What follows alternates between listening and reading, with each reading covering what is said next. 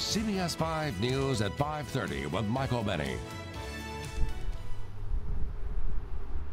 Hello everyone, I'm Michael Benny reporting live from the Albany area as we continue to track breaking news and new developments just within the half hour on the limousine crash in SCHOHARIE that killed 20 people. Here's the very latest from state police and the chairman of the National Transportation Safety Board, who came here from Washington to spearhead the federal part of the investigation into this deadly crash.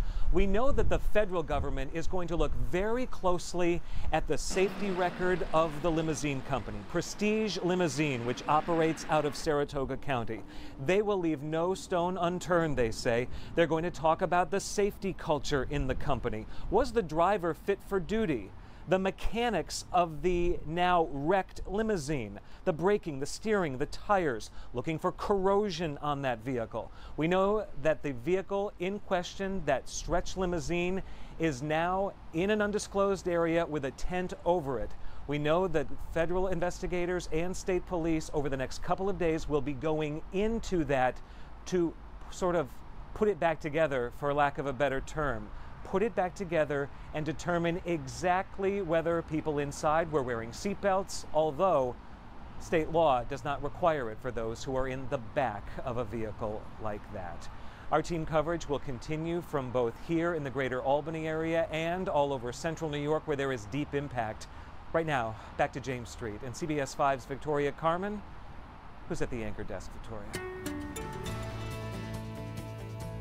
And your weather 40 forecast. Temperatures today, wide spectrum in central New York. We've got a warm front in the area. SCHOHARIE County, they were in the upper 50s to near 60s today, closer to the lower 70s here in Syracuse. And you see the 80s weren't far away, and they are heading this way for tomorrow. There's a warm front lifting just to the north and east of Syracuse, but it's pretty much rain-free. There's Fossil Service experts live triple Doppler radar. Just some broken cloudiness for this evening. Temperatures much milder, more humid than what we had last night. We're going to only drop down to about 66 degrees. We'll wake up to a partly cloudy sky. Temperatures off to the races, 73 by 9 a.m. And yes, we're going to be flirting with the record high temperature for tomorrow afternoon. Really feeling like the middle of summer. We'll show you a return to fallish weather in the 7-day. At 5:30, these are the top 5 stories on CBS 5 News. Heavy rain across Central America triggered floods and landslides, leaving at least 12 dead.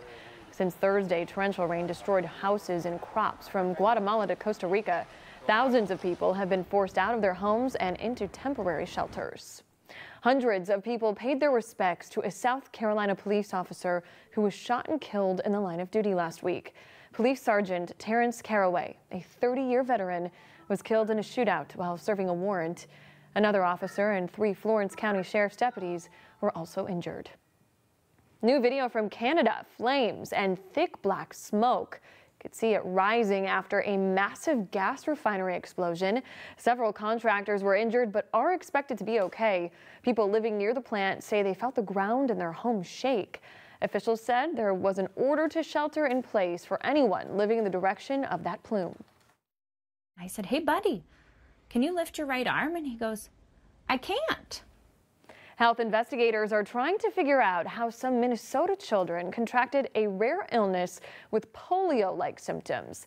Since mid-September, 6 children under the age of 10 were hospitalized and diagnosed with acute flaccid myelitis. Experts say it affects the spinal cord. Symptoms can include limb weakness, facial drooping, and trouble swallowing or speaking.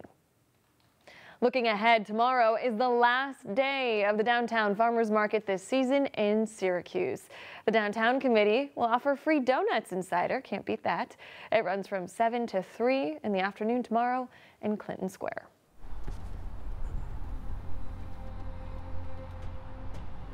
I'm Michael Benny reporting live in Latham, just outside Albany. We're about 40 minutes from where the limousine crashed this past weekend in SCHOHARIE.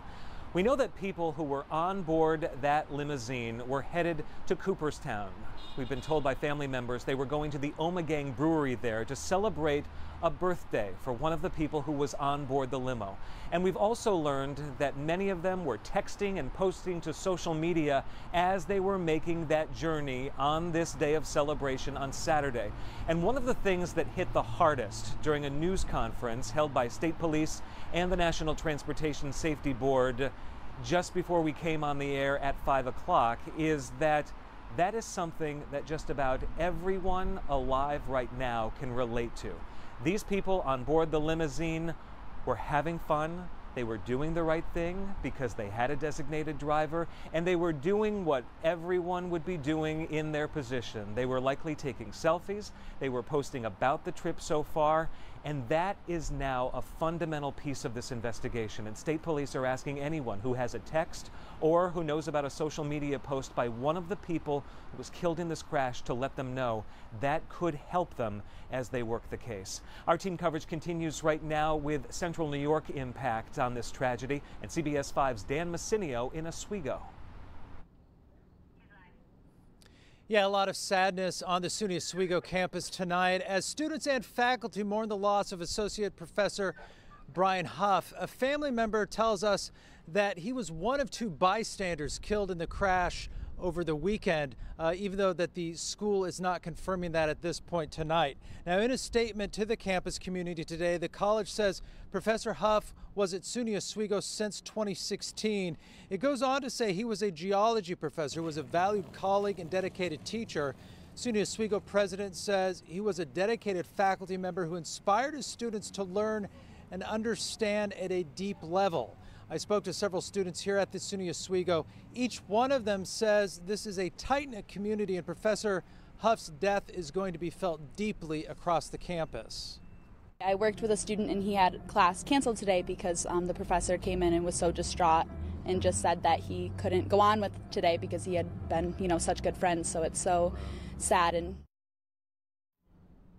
campus officials are saying that students will have the option, if they need to go to counseling all throughout the week for those students who are having a tough time. Reporting live at SUNY Oswego, I'm Dan Massinio. Even the veteran investigators who are looking at that limousine right now, who are in the process of taking it apart, then putting it back together to try to figure out what went wrong here, seem very touched by the loss of life, most significantly, and also by the damage to that vehicle, that incredible front end damage described by the chairman of the NTSB as a high energy impact. Our live coverage will continue here on CBS 5. Right now, back to Victoria, Carmen, and Syracuse. And Michael, we'll take it from here. Stanley Law Skywatch brought to us